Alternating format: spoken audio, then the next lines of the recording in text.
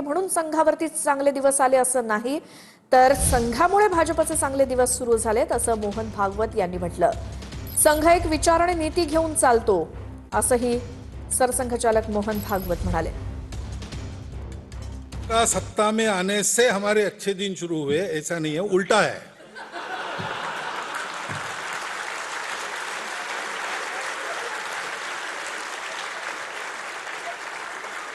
कल मैंने बताया था हम एक विचार और नीति लेकर चलते हैं. जैसे जैसे हमारी शक्ति बढ़ती है हम उसका प्रतिपादन करते हैं, प्रचार करते हैं, लोग उसको मानने लगते हैं.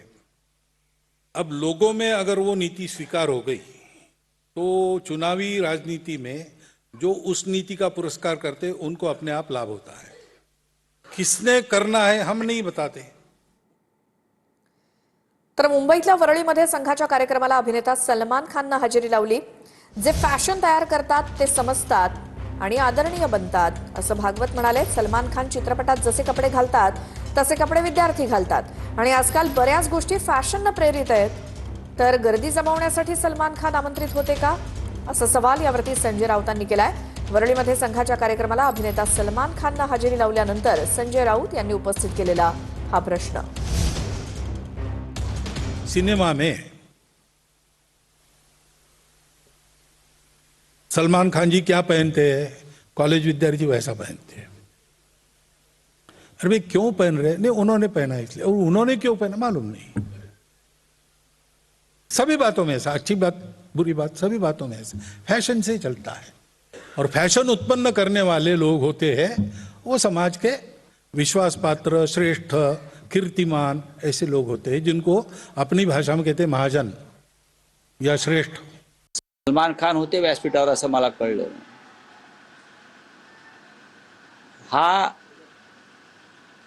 हे सलमान खानचं स्वागत होतं. एक फार मोठा बॉलिवूड स्टार गर्दी जमवायला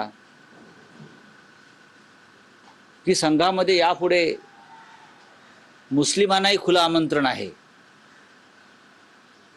हे जर मोहनराव भागवतांनी स्पष्ट केलं असतं तर अधिक योग्य झालं असतं. कारण ज्या पद्धतीनं हिंदू मुसलमान असा एक द्वेष आणि सूडपूर्ण असा प्रचार गेल्या काही काळापासून केला जातो त्याच्यामध्ये संघही सामील आहे.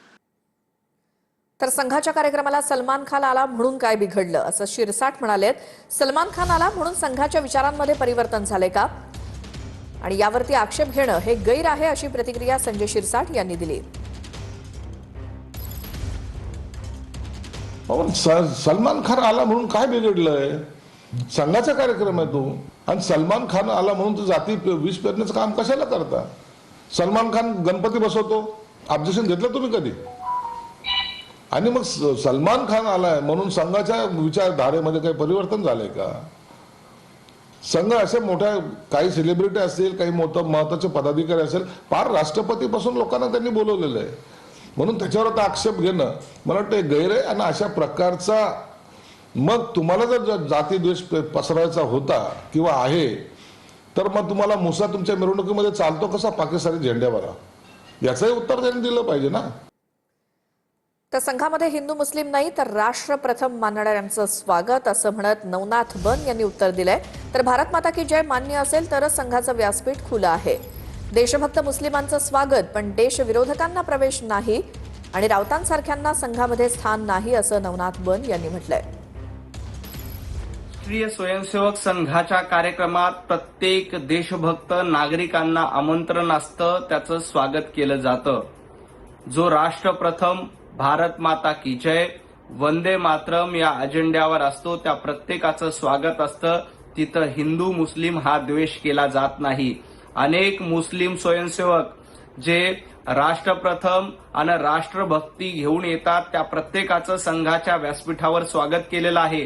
त्याच भावनेतून सलमान खान या व्यासपीठावर आले होते, त्यांचंही स्वागत झालं. संजय राऊत तुमच्यासारख्या बाडग्यांना राष्ट्रीय स्वयंसेवक संघाच्या कार्यक्रमामध्ये कधीही स्थान मिळत नाही.